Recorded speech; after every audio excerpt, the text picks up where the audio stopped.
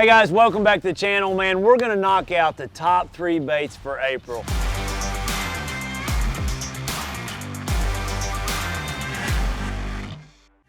Kind of a hard month because, you know, April's really varies. It varies one from across the country, but just let alone in my state of Oklahoma, April can vary. You know, I can still be catching fish on some of those February baits, you know, like a jerk bait at the start of April, and then heck, it might be a shad spawn by the end of April, you know, which it just really varies. But so I tried to really narrow it down to, I think, the 3 most popular baits that would work throughout April all across the country. You know, when I think of April, fish are spawning, the dogwood trees are blooming, you know, that water temperature is gonna be low 60s to the mid 70s, you know, it could be that. More than likely it's gonna be 60 to 70 degrees, depending on where you live, but in that whole Midwestern section of the country. Now down south, you're definitely gonna have some 70-degree temperatures.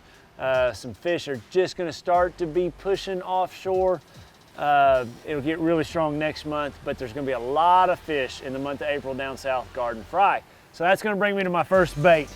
And when I think of April, everything now comes up in the water column. You know, fish in my mind are feeding up more, so topwaters come into play. Baits that are up in the water column, you know. So my number 1 bait is a swimming worm. This is the power bait, it's the wind-up worm. And for you guys that don't know about this, it's just a fish catching dude all through April. And it's just a bait that you throw out there. This paddle tail right here just kicks coming through the water, and you reel it in like you would a spinnerbait or a vibrating jig. I'll rig this on a 5/0 offset shank worm hook and a really light weight, an 1/8 ounce weight. If the wind's blowing or I'm trying to get it a little bit deeper, I'll go up to a 3/16 ounce, but never any more than that. Generally speaking, it's gonna be on 14-pound fluorocarbon, maybe 17 if I'm keeping it up in the water column. But this is gonna be a bait that'll catch fish that are spawning, it'll catch fish that are garden fry. It works wonders in grass lakes, like, you know, if you're on Guntersville or you're on Rayburn or you're on Toledo Bend and you're fishing that, you know, 2 to 5 foot of water of grass out offshore, you can just wind that thing really slow. It's a very subtle bait. It's a bait that I'm gonna use in cleaner water.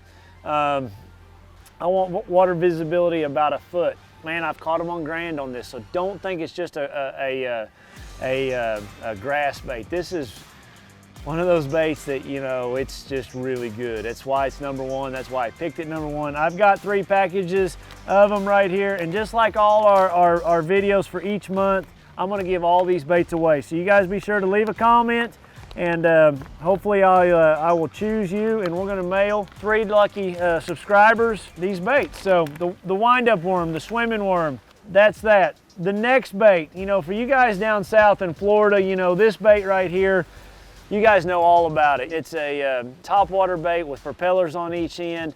You know, Smithwick made the first one called the Devil's Horse. It was so popular for so many years. The problem with it is made out of balsa, and you had to have 10 of them to get one good one.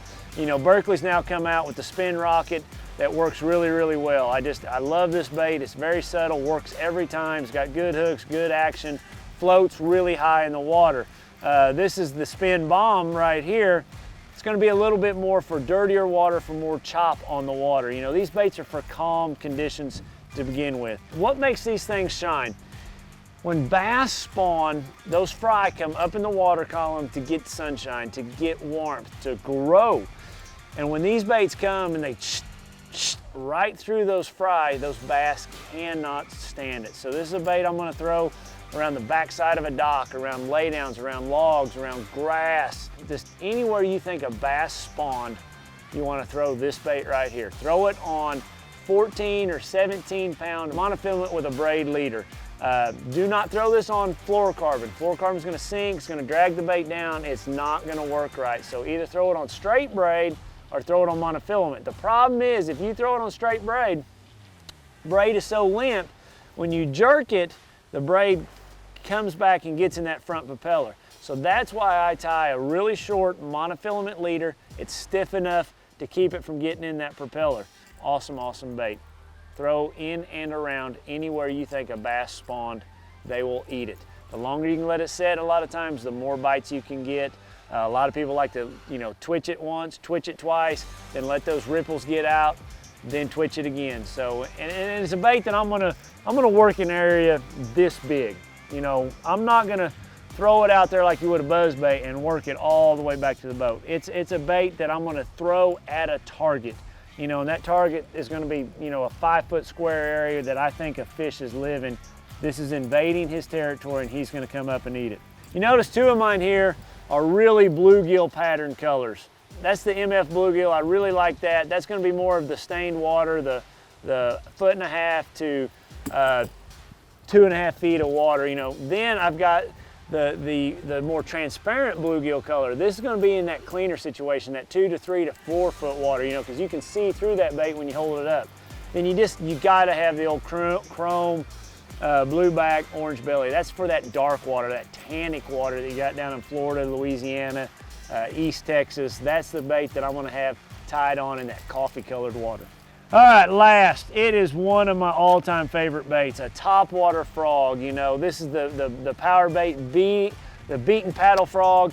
Just a really cool bait that is so weedless, guys. This thing right here, like if you had to choose the #1 bait for a pond, this is the one I'm gonna choose. But if you had to choose the #1 bait to throw in and around April and around the spawn and after the spawn, this is the bait I'm gonna throw. It's just so easy to throw. If you're gonna take your kid, your wife, somebody else fishing with you that's new to the sport, it's a great bait for them to tie on. But don't take that lightly. I mean, I throw this when I got a whole bunch of money on the line too. It's just a lot of fun to throw. You can't do anything wrong with it. Throw it out there, hold your rod up and reel it in. I've got it rigged with a 4/0 hook. I'm gonna have these all rigged up for you. I'm gonna have one rigged in each package. I just screw that frog right there on the front of that hook. Screw it all the way up. I make sure it's flat. I want that all to be flat. And then I push that hook right through and I've got it resting right there on top. So you can just see it's resting. Now, if you're in some thick moss, thick slime, then I'll just bury that just a little bit. It's important on rigging these, guys, that you don't want it to be bowed like that. If you have any kind of bow in it, I want it to be bowed with the nose up just a little bit. It just makes it a lot easier to work. You can reel it just a little bit slower. Get everything straight. That split ring's on the wrong side. So now you can see I've got just a little bit of bow in that thing. Just like that. That's gonna make that frog ride like that, which is gonna help keep it up on top of the water. Now I've got 3 different colors. I've got black. Black's just a great all-around color. Cloudy days, clear water, dirty water. I love black. You can never ever go wrong with black. I've got white. Gonna be really a good one for your dirtier water situations. Again, a great color. You can't go wrong with that one either. And then I've got watermelon red. I love this color in super clear conditions, super sunny conditions. This is a fun bait to throw. I once caught an 8-pound, 6-ounce bass in the Bassmaster Classic down in Florida on this thing. It was the most awesome bite I ever had in my life. Just a fun bait to throw. Throw this thing on braid. I like to throw it on 50-pound braid. I like to throw it on a 7'4" medium heavy rod and a high-speed reel. Just a really good combination to throw that thing on. I'm gonna throw this bait, around grass, around laydowns, logs, the backs of pockets, the fronts of pockets. It doesn't, this bait's done really good in like highland reservoirs like Table Rock. They catch a lot of fish on this bait on Table Rock. It's just a very subtle bait, and you want fairly calm conditions. I like the paddle frog. It works good in a little bit of ripple, but when you get a lot of wind, it's not going to be a bait you're going to want to throw. It's a very subtle, calm bait, and again, another bait that we can keep up in that water column for those fish that are guarding those fry, and it's a lot of fun to throw. It was tough if this one wasn't going to be #1, just because it's so fun to throw, so versatile.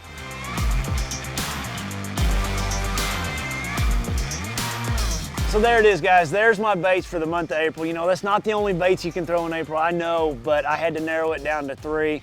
I think it's 3 great ones. It's 3 that I can catch fish on almost anywhere I go across the country in any condition. I've had a lot of fun with all 3 of those baits. So, hey, I want to mail these to you. Be sure you comment, be sure you like, be sure you subscribe, because if you haven't done that stuff, I cannot pick you to mail these things to you. I'm gonna have 3 lucky winners. I'm gonna choose them 7 days from now, just like we do every month. So appreciate you guys following along. We'll see you next week.